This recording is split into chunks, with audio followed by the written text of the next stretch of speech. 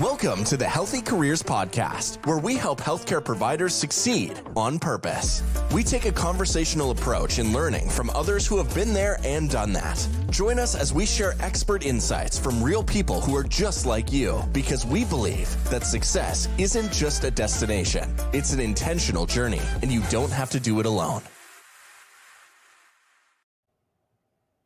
All right, welcome back to the Healthy Careers Podcast. I'm your host, Madison Loomis, and today I have a very special guest, Nick Strasser, who's an orthopedic surgeon, and he is currently with Vanderbilt, but he has been both within private practice, academia, as well as the hospital system. So we're going to talk on all three of those things and the pros and cons of each for people who may be trying to determine what route they want to go. You're going to be able to learn from somebody that has been there and done that. So welcome to the podcast. Oh, thanks for having me. It's great to be here. Of course. Yeah. So first and foremost, tell us a little bit about who you are and what you do, whether it's about the orthopedic surgeon or just life in general, and who you are outside of that role as well. Yeah. So I'm an orthopedic foot and ankle surgeon, and I've been in practice for, I guess, going on about 12 years now, approaching 12 years. And right now I do all foot and ankle surgery. I work in Middle Tennessee and work at Vanderbilt University. I have I guess maybe a little bit of a unique story in that I was working in private practice for about 9 years before we relocated here, and have had the opportunity to kind of see a couple different systems and how they work. Right now, the way that, I'm fairly subspecialized. I do a lot of sports, foot and ankle type of surgery. That's kind of my niche, I guess, if you will say. But have been able to, have a pretty broad experience when it comes to, how we manage some of that stuff. Yeah. It's interesting. And you also have your own podcast, correct? Yeah, we've done a couple of things. That's been one area that I think has been kind of fun to be part of. I have in part of our AOFAS podcast, part of that committee, and so we get an opportunity to interview a lot of different interesting people, different backgrounds. Yeah. And then we have what's called the Orthopedic Indications, which is basically it's a case-based learning podcast where we talk through cases from orthopedic surgeons' perspective, a lot of foot and ankle surgery, and basically geared towards those who are in medical sales. They get a really good broad education when it comes to their specific training, like their products. But the idea is to kind of break things down in a little bit of an industry agnostic way, so that I can kind of talk through like, hey, this is why we're doing what we're doing. This is the X-rays and the MRIs is what we're looking at. This is my bailout plan, A, B, and C. And then they can take it to their own product and see, okay, is this something I have? Or even just like being in the real world where sometimes you don't have it there, but you're grabbing somebody else's stuff and you kind of understand like what that looks like. So I do that with one of my friends from residency, actually, which is kind of fun to go back around. And we hadn't really connected for a number of years. And then we connected on this project, and we've been doing, I guess it'll be 2 years coming up in October. And we have a YouTube channel that we turned it into because it's so much visual kind of stuff. Yeah. We try to do it once a month. We're taking a little bit of a break during the summer just because everybody's busy at night. And we do it as a live webinar. And then we try to break those down into like individual cases. So if like the idea would be, if you're a rep and you have this case, or maybe it's anybody, but if you're a rep specifically and you have this case coming up, you can go to our library, you can look at what we've done, and you can listen in on those cases, and then kind of have like an idea of what we're trying to achieve through that procedure.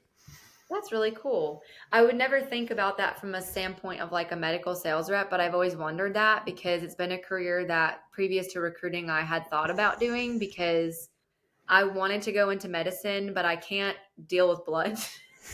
It's kind of a problem. Yeah, it's a huge problem. My mom was like, yeah, that wouldn't be good for you. So I got my undergrad in health sciences. And then I was like, maybe I'll become a speech language pathologist. You don't have to deal with blood at all. And then I got into the world of healthcare recruiting, and I thought, yeah, this is it for me. Mm-hmm. It was a good blend. But I've often thought about how do they learn what to utilize and what to sell and how to actually position that when they're going into an OR with people doing very invasive and complex surgeries. And So, and the background is so diverse. Working with a lot of people that have a business or sales background, which makes a mhm, ton of sense. But even working with people from um, other healthcare related backgrounds, mhm, people that have been cast techs, people that have been surgical techs. I mhm. even worked with somebody who was a dietitian at one point, and Oh, so wow. they kind of all these like very broad background that you get Mhm, into this different area. And you're right, they're just not a standardized kind of learning opportunity. So they're really hungry to learn. They really want to do the right thing. Sometimes they know your nuances better than anybody else that's there because of, whether it's turnover or staffing mhm. issues or whatever. They really know a lot of the details of the procedure, and they bring that expertise into it. So sometimes I think they get a little bit of a bad name, but they're really extremely valuable to what we're trying to achieve in the operating room. They really round out the team nicely. For sure. For sure. Awesome. And so tell me a little bit more, I guess, about your background in general. I know you mentioned you've been in all kind of three environments, if you will. And I think that a lot of people wonder, like, okay, which one is for me, right? A lot of times you hear with private practices, it's like you eat what you kill, and it's a little bit more competitive to build up the patient caseloads. Whereas in a hospital setting, you have pros and cons there. And I don't know as much about the hospital and or the academic side of things because I mainly work with private practices, but I would love to hear your take on all of that and kind of what you found to be for you the pros and cons for those. Well, either way, it doesn't matter like how you just like whatever you decide to go into, whatever Yeah. practice style, like there's always going to be its challenges. So there's going to Yeah. be its pros and cons to any of these. And so I don't know that there's one right or one wrong way. Yeah.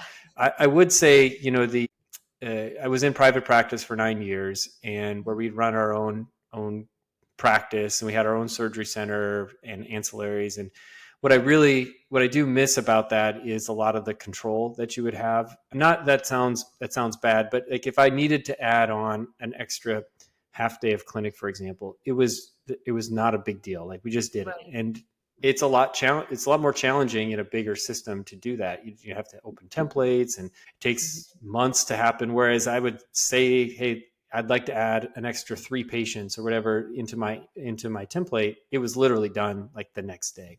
Yeah. So you had that. It's a little smaller team, so you have your MA and your PA that you work with, and they know what it is you do and everything else. And the challenge with the bigger system is now you have just more people that you work with, which is great, and you carry Mhm. the name of the organization. So for good or for bad, but you carry the name, and that brings a lot of patients in because they know that name. Whereas I feel like in Yeah. private practice, sometimes it was a little bit more of like who you are as a physician and developing a reputation. So you kind of, there are challenges, but even when you go into a academic institution, you still have to build up reputation.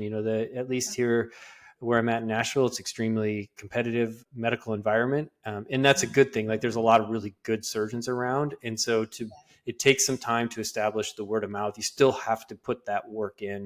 You can't just like show up and hang a shingle. It still takes that work to be able to do good work, take good care of patients, be available, and that's I think what leads to a successful practice. Really, no matter where you're going to go, it Mhm. requires like all of that stuff. It does. Yeah. And I think too, I know as a consumer of healthcare, I think about it like this of like, okay, when I've moved around a bunch of different places, and every time you go and you establish a new primary care doctor and you get your new dermatologist and you get your OBGYN and you call to make an appointment and they're like, can you meet with so and so? And I'm like, hold on one second. And I type up their name and I look at their reviews and everything else. And a lot of times if they're newer, you think, I don't know, they don't really have a lot of reviews from people here, but they might be the first person available a lot of times too, because they haven't built up that patient caseload where they're at. But it doesn't take away from their legitimacy or what they're doing or the quality of them as a provider. But like you said, I think no matter where you go, it's going to take time to build up that trust and that patient relationship.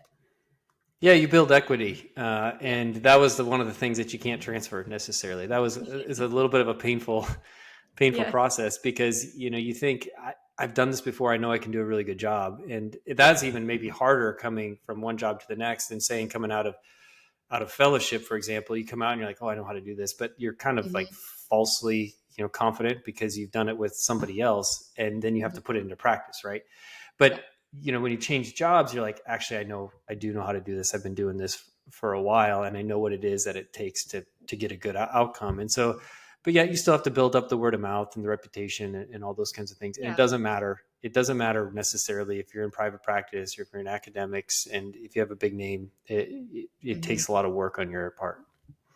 Yeah, I would imagine so. And I think there's a phrase or something that's like, don't be afraid to restart because you're starting from a place of experience, not from scratch again. So, you know, like yourself, a lot of people, they might stay with a practice for 20, 30, 40 years, and then they're like, all right, I'm ready to retire. But then they might not have seen the benefit of some of the other environments that they could have been in and how they could have made an impact otherwise outside of just that one spot. So, I think it's cool that you've been able to experience kind of all sides of the options that people have. It's hard though. Like, I mean, it's a changing practices is really hard. And you see why not a lot of people do it, because you build up your routines, you build up your the patients that you take care of, and you want to be able to see them through. And so it's a really hard process. So, Yeah. you have to really think hard about whether or not it's something you want to do or not. So if Hmm. somebody's looking at changing and you want to talk about it, like, call me. Reach out to you. Yeah. So tell me from your standpoint, like what were some of the pros and cons? And we'll just start with like being in the hospital or being whatever one you want to start with. Like what are some of the pros and cons? I'd love to kind of just work through each one. Well, let's see. So the one of the pros that I would say has been, being in, where I'm at now, has been lifestyle a Hmm. lot. My call has been a lot less onerous, not as many nights and weekends. So I Hmm. think that part has been really great. The downside has, like I said, mentioned before, is the control. I think, Yeah. you definitely miss that part to it. And I miss a lot of the teammates that I got to work with, and I get great people to work with at both Hmm. places, and so that's been really fun to do. Working with the residents has been really a valuable experience for me. I've learned a lot through that process, and learn a lot through some of the questions they ask, and some of the, thinking about how do I want to explain this to them, or how do I take them, talk them through different procedures that we're doing. How do I have them help? Hmm. Those kinds of things I think have been really valuable, and been something I've really learned a lot about. The the academic piece to it always feels a little bit different. There's more expectations from, and not like held over your head necessarily, and it kind of depends on where you're working and what your practice Hmm. is like. But there's expectations to attend meetings and to be productive in terms of research, and being involved in your society a little bit more. Whereas in private practice, sometimes that opportunity exists. I was fortunate to be a place that had a bit of a research foundation, had a really good Okay. research foundation, and so I had some opportunity to be involved in that Hmm. respect. But when life gets busy and you're on call on the weekends and you're managing a big patient volume, like, it's easy to, those things can kind of fall to the wayside, and Yeah. they quickly do when you're running a private practice. And when you don't have maybe some of the other obligations to run the practice, you Mhm. can just put a little more time towards that. Definitely. No, I think that's so true. I've worked kind of in a lot of different settings as well. So I started out in a nonprofit hospital, so it wasn't as much of a push for quantity, and they weren't, focused on super high patient volume. It was focused on, being able to get people to get to the doctor and have access to that care and the quality, and being an empathetic listener. And then I worked in startups where it was just like the wild, wild west, and you're just everything's going crazy. And I attribute that to like private practice, is you just don't even have time to think about like improving your skill set. You're just trying to get everything done because there's not enough of people to go around. And then, working more so in academics, like I worked for the university, and it's an entirely different environment there too. So it all balances out. And for me, I've enjoyed kind of working in the wild, wild west type of style things. But I think there are definitely times where I probably could have honed in on my skill set more than just focused on getting things done in the moment. Yeah, it's they all have different feels, right? You kind of Yeah. have to kind of figure out how you work in those different environments and what's going to set you up for success. I think, Yeah. to your point, you figure out what works for you, and Hmm. I find that there's a lot of crossover between the two, like the what has led to success, I think, in private practice. A lot of those principles, again, it's looking at things a little bit differently and maybe Yeah, focusing on a few different things, but have also been helpful for in our transition here. definitely. So, in terms of just how you got your start into becoming an orthopedic surgeon and then doing the fellowship, which I saw you did at Ortho Carolina, which is awesome. I actually lived in South Carolina for a long time. So, I know a few folks that are over there. But, what inspired you? I see all the team jerseys behind you. So, I'm assuming you're in sports. Am I wrong in assuming that? No, that's right. I do. That's always been kind of my area of interest and has been Yeah. sports. And I thought maybe I would do sports medicine, and then Mhm. kind of had a little bit of trouble deciding when I was a resident, what area did I really want to do sports. I liked some total joints and recon and trauma, and had somebody kind of, pull me aside and say, you should really think about foot and ankle, and started looking at it and really liked it from a perspective of I got the opportunity to kind of manage a lot of different areas within orthopedics, whether it's total joint Yeah. replacements, some recon. It's an area that I mean, maybe not underserved is a bit of a strong word, but I think maybe not as well understood. It may be the Yeah. better term. Yeah. And so what I like about it is it's an area that I can really develop a niche within, and understanding of some of the subtleties of it, and I Mhm. think really establish yourself as an expert, and and I like the opportunity that I could do a lot of sports medicine within that, and so that's really where I've kind of focused my practice, and that was part of the reason why I made it the transition here, was to kind of focus down on and do that maybe a little bit more subspecialized Mhm. kind of approach to it. And I definitely enjoy the athletic perspective, Yeah. and the sports, and getting to cover multiple teams, and I've gotten a lot of really great opportunities out of that. I think it's always better when you can be passionate about what you do and have kind of a purpose behind it. I don't know if you were an athlete growing up or what, like kind of. I just tried. I know. My dad was a baseball coach and a basketball coach, and that poor dude, I mean, he tried everything with me. And I was like, I want to dance and cheerlead. And he's like, really? No basketball? No, Yeah, actual sports? And I was like, nope, cheerleading. I got one of those, one Yep. a dancer, and it's fun. It's fun to see them get into their different kind of Yeah. passions and interests. I've got a question too, because I talk to a lot of people who are maybe aspiring surgeons or people that want to break into the world, but one of their top concerns is kind of like, okay, family life and work life balance as a Hmm. surgeon is not always there. So I know you have 7 children, and I Yes, also saw, we're also crazy.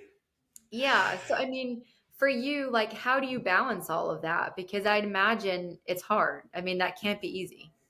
Yeah, I mean, I have an extremely supportive spouse that Mhm. understands. I mean, her dad was an anesthesiologist, and Okay. it's interesting, kind of talking through just the way that her mom phrased things when like he was working, and Mm. I think there was a lot of just it's a little bit of the mindset, I think, and I think that really has helped because she kind of understands it. She worked in the OR as well as a nurse, and so she gets Oh, that awesome. part too. Yeah. So I think that definitely plays a big role in the ability Mhm. to do what I do, and have a busy home life as well. And she obviously manages a lot of that. But it takes a lot of communication. We don't always do it perfectly. It takes saying no to Totally some does. things. I learned that probably early on in the process of there was, when I first moved to Eugene, I was like, I'm going to get into road biking. Well, road biking involves like being gone for like it's like worse than golf. It's Yeah. you're gone for like 6 hours, and you come back and you're dead tired, and you've been on call, and it was fun, but it just didn't work for what we wanted to do. And so Yeah. it's one of those things where you just kind of have to pick and choose what you're going to say yes and what you're going to say no to. And again, I say yes to a lot of things, I've trying to get better at learning when, like, is this going to move the needle towards what our goals are, and or is this just like another distraction, and trying to figure that stuff out. It's funny that you say that, because I think that's been the biggest learning curve of mine when I opened the business, is understanding, like, does this activity make me money? And you don't always have to think about it from a money perspective, but also from just a prioritization perspective of, like, at first I was working 90-hour work weeks and I'm like, I can't sustain this. But then I'm like, why am I spending 10 hours of the week doing social media when I could hire somebody to do that side of things? Okay, that eliminates 10 hours from my week. That 10 hours I can now apply to going to the gym and spending time with my husband rather than just putting my face in a computer. So I think that people also need to learn that that's important too. And it takes time to actually get to the point where, I think for me, it was like a trust thing of actually letting go of those things, being able to depend on other people to handle it so that you don't have to be the one doing all of it. Yeah, that's and it's hard when you're like hustling too, and you're in your position. I'm sure it's hard to like turn it off. And I mean, we just had that conversation this weekend when I was getting on my son for just wanting to play Xbox, and I was like, "Why don't you come like help me with like something in the garage?" Which is, of course, he doesn't want to like do that. Like that was a dumb idea. And the issue is I keep like working in the yard and working on different stuff for work, or whatever it is, working on our podcast stuff. Like I could find stuff to work on all the time, and it's hard to like just sit down and turn away from that and not be thinking about it. Which, I mean, I guess is a good thing, because it's what makes people passionate. Like, to me, that screams passion, right? If somebody wasn't obsessed with their trade, I would argue that, like, they're not in the right trade, because when you become in love with the idea of something or the impact or the outcome of something, it's what you want to do most of the time, whether that's a hobby or work or whatever. But finding that balance and finding something to where you can feel confident about that, I think is also key. So, kudos to you for finding that balance, because I think a lot of people, I didn't say I found it. I just said that's what you have to do. you're just closer to it. I And don't your know about husband that. sounds like a very good support system and wife who can deal with the That's chaos. the key. That's the key Yeah, right there for sure. I know. It's so true. My husband, I'm like, let's get to the gym at 5:30. He's like, okay. And then at 7, I'm like, only an hour and a half later. And he's like, we're doing better every night. We're getting there. That's awesome. Okay, great. And I know also you had on your profile, and I think this is something that I struggled with when I worked in corporate America.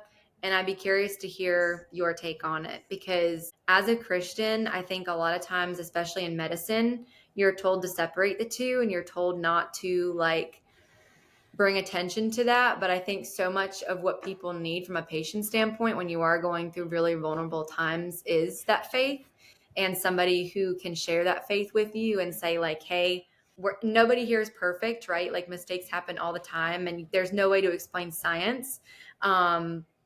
But I found that in those times, like, it's my faith that has allowed me to move through that. And I'm very curious to hear your take on that, and then how you like openly express your faith as a provider. Yeah, that's a good question.